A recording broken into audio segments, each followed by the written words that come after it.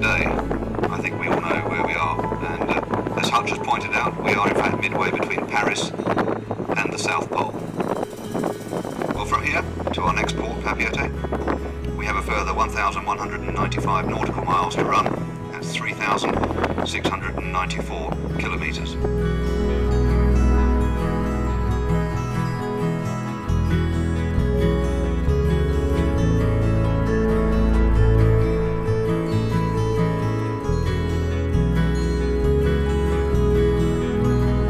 July 3rd, 1767, vessel called the Swallow sailing through the waters. There was a bounty. The first person to spot land, a new land, would have it named after them. It was done by a 15-year-old midshipman, Robert Pitcairn.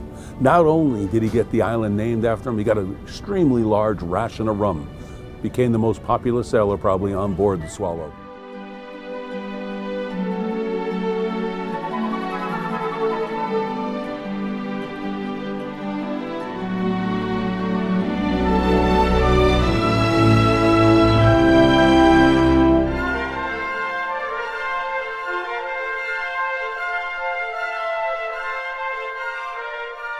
Now, commander of the Swallow was Captain Carteret. Unfortunately, it was too rough at the time. He could not put a landing party ashore, but he did actually write down the coordinates.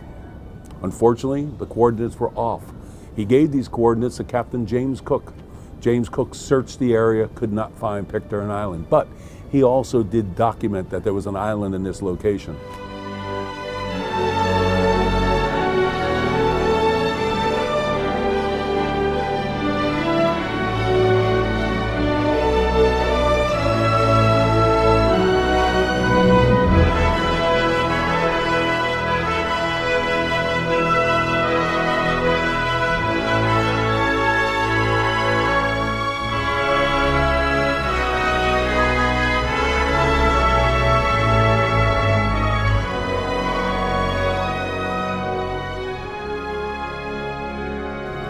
Fletcher Christian awoke Captain Bligh to a sword at his throat.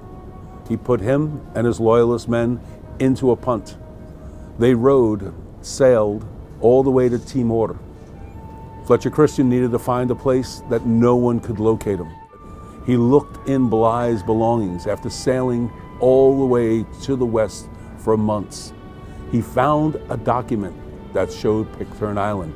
It showed it was close to the Tropic of Capricorn. He turned around, sailed back, got to the Tropic of Capricorn where he thought the island would be, and zigzagged. It took him 3 months to find the island, but he found it. As soon as coming ashore, they burnt the bounty.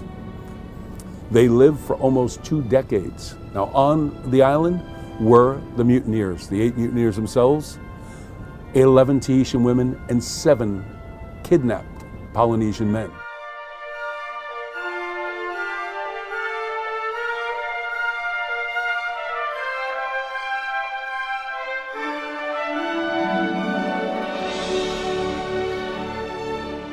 Didn't go as the movies show you of a peaceful coexistence.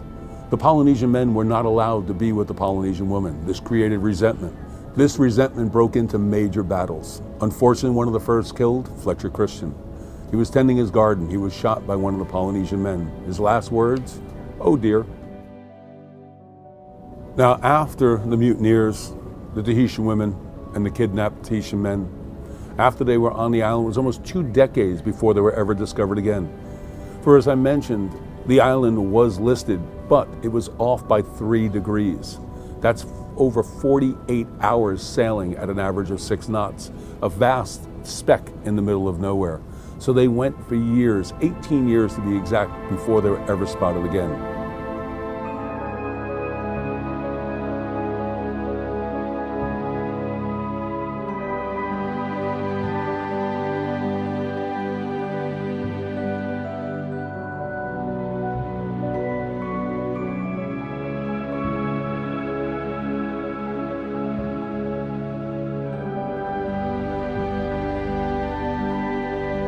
It was 1808 when an American whaling ship called the Topaz was sailing through.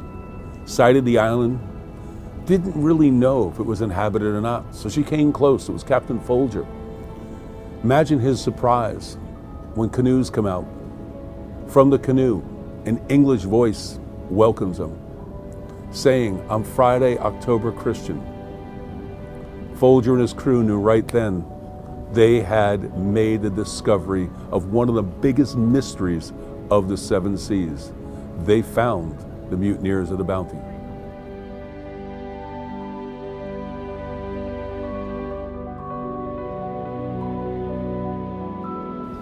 Now Folger, upon coming ashore, found that only one of the mutineers, John Adams, was alive. But he was able to tell them the story, the true story of the mutiny, the true story of life upon Pitcairn Island, the hardships on Long Island. Also, he did explain to John Adams and to Friday, October Christian, that Captain Christian, when he took over, I should say first mate still, Captain Christian, when he took over Fletcher Christian, he forgot to change the day. He crossed the day line.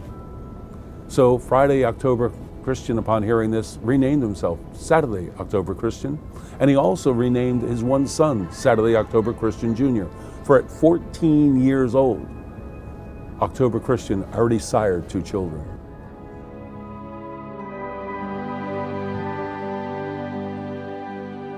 Many of the sites are named for things that have transpired, not all good. As I mentioned, McCoy, he did the indigenous plant drink and he jumped. That's called McCoy's Drop. You also have an area that they have for different accidents. They have one name for a slip, Oh Dear, for the area where Fletcher Christian was killed. So you have many names that go throughout the history.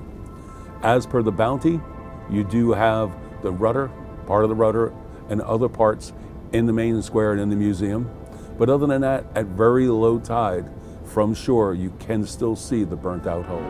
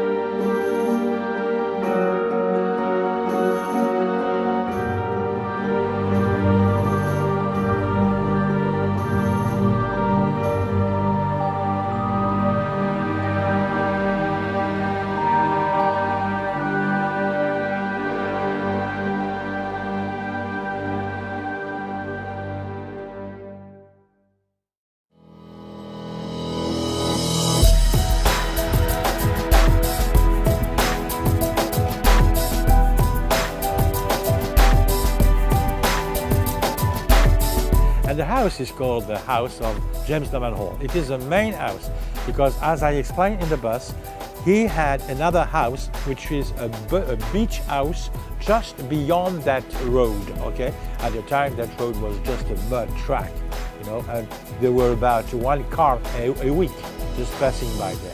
But this place, okay, this is a very charming place, and this house is considered as one of the most significant houses of artists.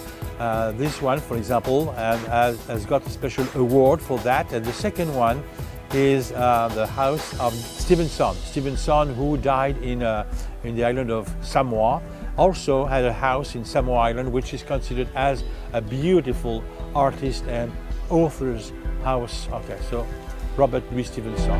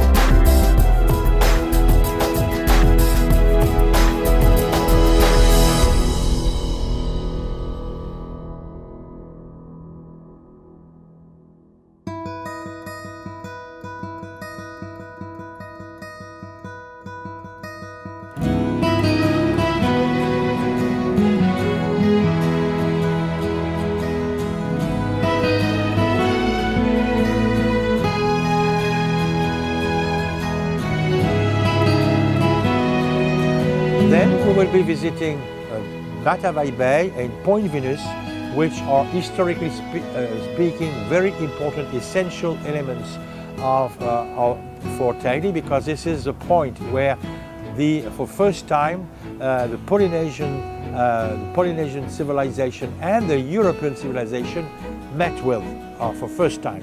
Okay.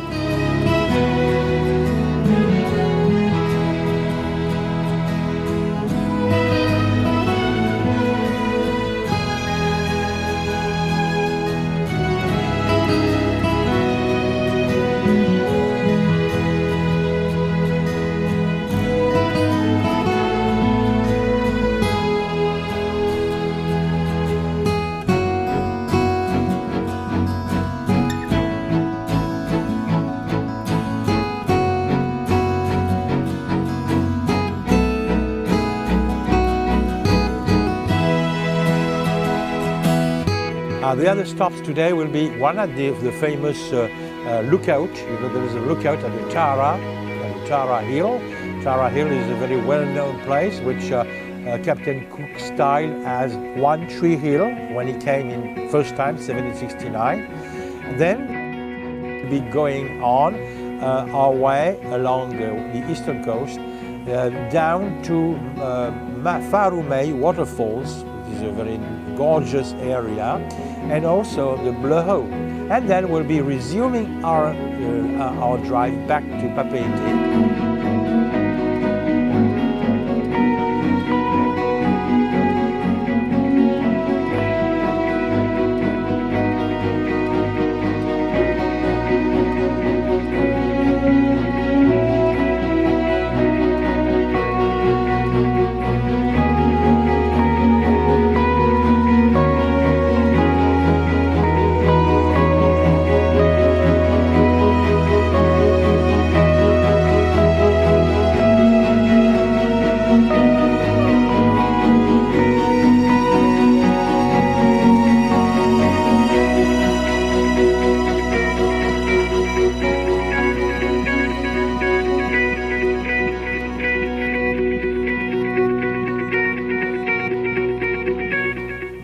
We've got people here who came for the first, second or even third time. But I think that a premiere is absolutely necessary here, because it is a way to get closer to a French-speaking country, you know, because for you, mostly you're from Australia, and to say that France is just the other side of the earth and it's far away. But here we are the representatives of our country here. This is as what I feel myself. You know, I'm a representative.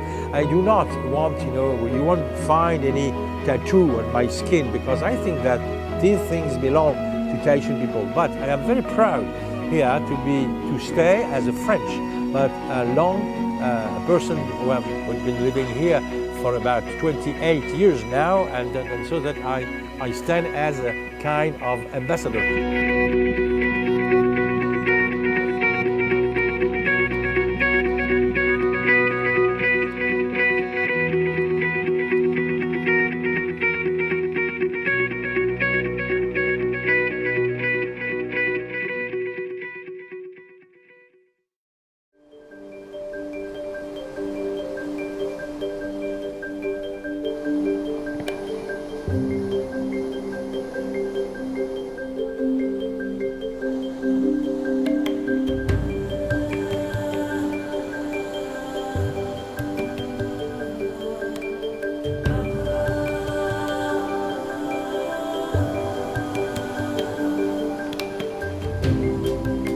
Bienvenue dans la vallée de la Papineau. La vallée de la Papineau, c'est la plus grande vallée de toute la Polynésie. Il y a encore beaucoup de traces des ancêtres. Autrefois, il y avait plus de 10 000 personnes qui vivaient dans cette vallée. C'était un peuple qui vivait en harmonie, en symbiose avec la nature.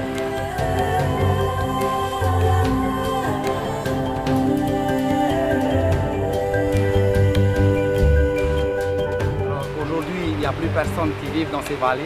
Tout le monde sont descendus à l'arrivée de la modernisation, c'est-à-dire à partir de 1767. Alors ce peuple, il est parti de l'Asie du Sud-Est on va dire 10 000 ans avant Jésus-Christ. C'était un peuple qui avait une vision d'observer les choses qui est astrale. Aucun peuple de ce monde n'a pensé regarder vers le ciel. Et ils arrivaient à naviguer dans cet océan immense sans carte, sans boussole, sans compas. Alors aujourd'hui, je suis fier de ce peuple. Alors on amène le monde entier qui veulent visiter cette petite île paradisiaque. Et c'est un plaisir pour moi de partager ma passion avec le monde entier.